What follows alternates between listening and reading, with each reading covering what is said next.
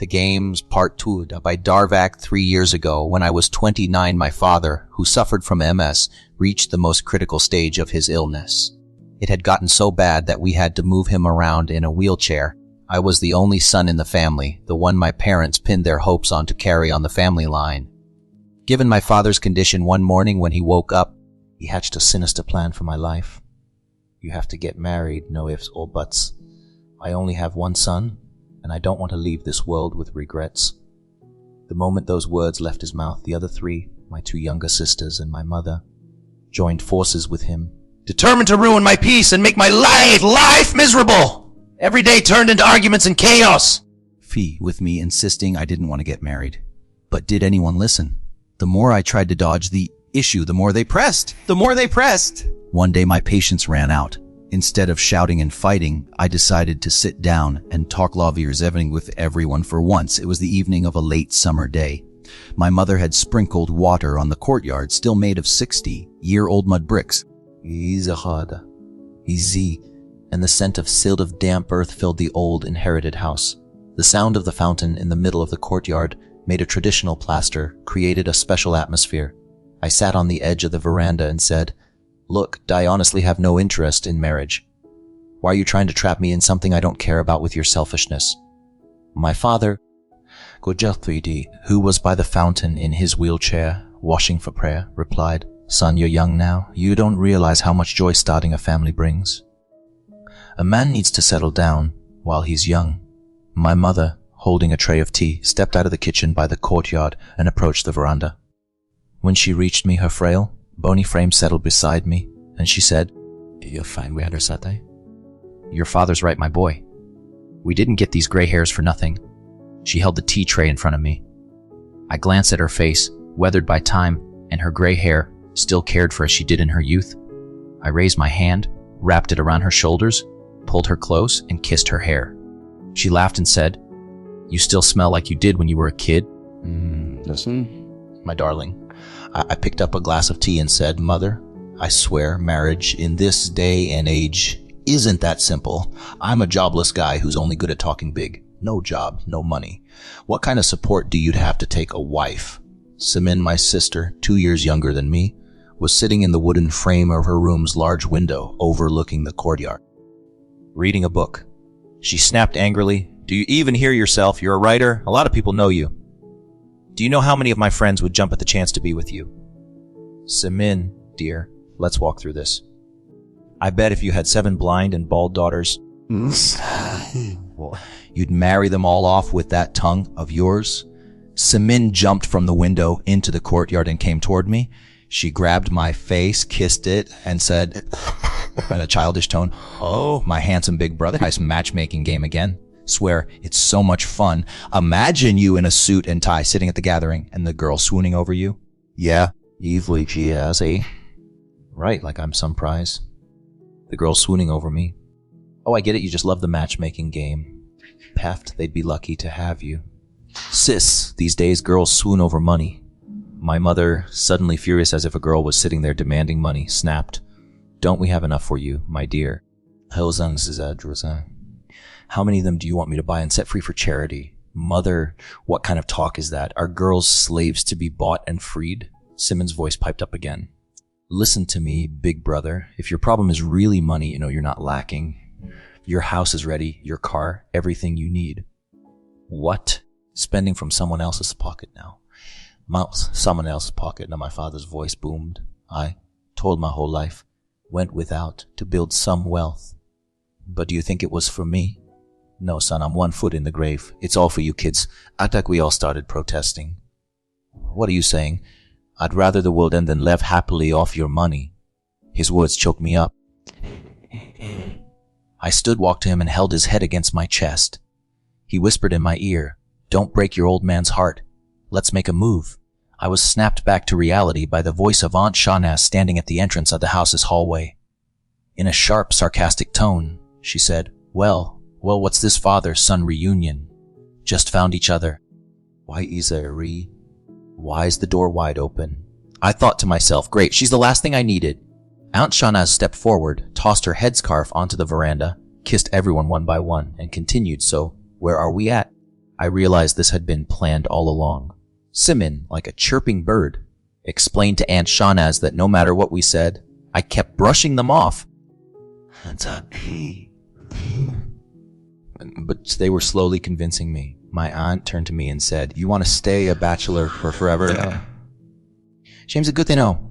Men back in the day, as soon as they saw a woman, they'd be drooling. Not like the old days when you had to read men and watch them like hawks so they wouldn't sneak off and bring home a co-wife. And not like now, when you have to beg to get your son married? Or maybe you've got a problem, Mr. Ryder. Huh. She leaned in close and whispered, "Can't get it up." I turned red from embarrassment. Everyone knew Aunt Shahnaz for her bluntness. I lowered my head in shame. What, embarrassed already? This is just the start. If you don't listen to me, I'll make your life hell. Auntie, Tissy, please don't start. Aunt Shahnaz, waving her hand and head dramatically, drawled, "Oh, you have no idea what a girl I've found for you. Like a ray of sunshine, an angel, 1,000 suitors after her. Good family, great figure, educated, refined. I swear anything I say about her wouldn't do her justice." Simin piped up, "Auntie, you see, prettier than me. Bless you, my doll, you're a gem. But she's going to be our bride, so we've got to talk her up differently to get Sharaz's mouth watering. Auntie, I swear I can't bring myself to do this, going from house to house for what? To say I want a wife. That era's over. If my friends found out I did this, I'd lose all respect. Izahiri. I've been writing against traditional marriages in magazines for years. I just can't. My stubborn boy, once you see this girl, you won't leave her house to go to another. You'll plant yourself there until we get you married. Yeah, right. Who is she, Monica Biluki?" Aunt Shahnaz clapped her hands excitedly. "Just see her." I see. "I'm sure she's prettier than that girl you mentioned. What's her name?" Simin laughed. "Monica." Aunt Shahnaz continued. "Yes, prettier than her." In her words hit me hard. In my fantasies, the girl I wanted was always like Monica, an utterly Eastern beauty. Aunt Shahnaz went on, "I've set the meeting for tomorrow night with her family. Now, if you dare bring shame to our family and say you're not coming." She pointed at my pants with her eyebrow and added, "Go on, say you won't come, and I'll ruin your reputation and tell everyone why you're dodging marriage." Everyone burst out laughing. Aunt Shahnaz wasn't one to mess with. She could destroy someone's dignity in a heartbeat. "Fine, I'm in." But on one condition. If everyone said in unison, "What condition?" "If I go and don't want her, we're done. I'll only go to one matchmaking session, only for Dad." I thought to myself, I already know my answer's no, but I'll humor them. They all exchanged glances, but Aunt Shahnaz, without a moment's hesitation, said, "Deal." "Fluffy, if you manage to walk out of that house, we'll leave you alone." I figured, since I had no intention of agreeing to this kind of marriage, I could at least experience a matchmaking session as rather if I needed to enter the fighter. I have no trouble. So, with some reluctance, I found the idea tolerable. But I was still upset that they'd managed to pressure me into going. Annoyed, I left the group and headed to my room on the other side of the courtyard, eager to escape all this feminine scheming. I could hear Aunt Shahnaz behind me showering me with compliments and raving about the girl. Once in my room, I went straight to my computer and opened the site where I posted my story Cloudy Days. The night before, I'd written a passionate love scene between Ali and Shirin. When I logged in, I was stunned by the flood of comments! There was so much praise for my writing that I wondered if I was actually a talented writer and just didn't know it. In my private messages, I had about 30. One ID, Rhodaba, stood out. Whenever she messaged me, I couldn't help but think of Zabihullah Mansouri's Eternal Land. She never commented publicly on my posts or appeared in other threads, only messaging me privately every few days. Her critiques were so sharp and logical that they often made me ashamed of my writing, sometimes feeling like I was just stringing together nonsense and passing it off as a story. This time she'd written... Well, I read this part too.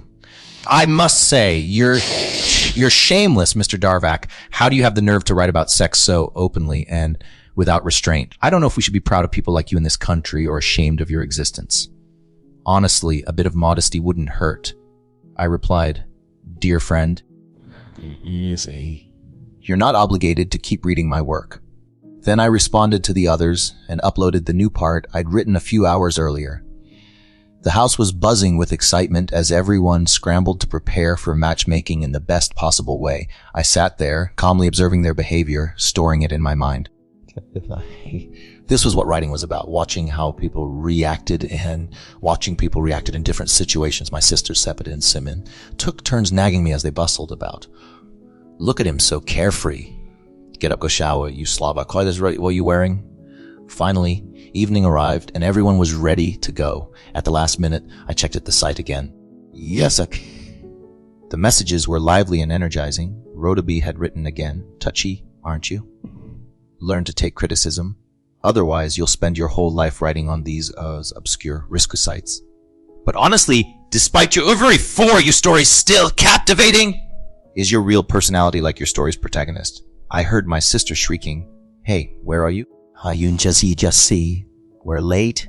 No time to reply." I shut down the computer and stepped out of the room. When we stepped into the courtyard of the girl's house, I was awestruck by the tasteful beauty of the garden. I couldn't help but say, "Wow, your garden is stunning." The girl's parents, who had come to greet us, said in unison, "It's our daughter Pardo's work." So I say, "She's the gardener of the house." I repeated her name under my breath. Pardo. What a striking name. Aunt Shauna's glanced at me and smirked. As we entered the house, a few more men and women came to welcome us, and the usual pleasantries began until we settled on the sofas.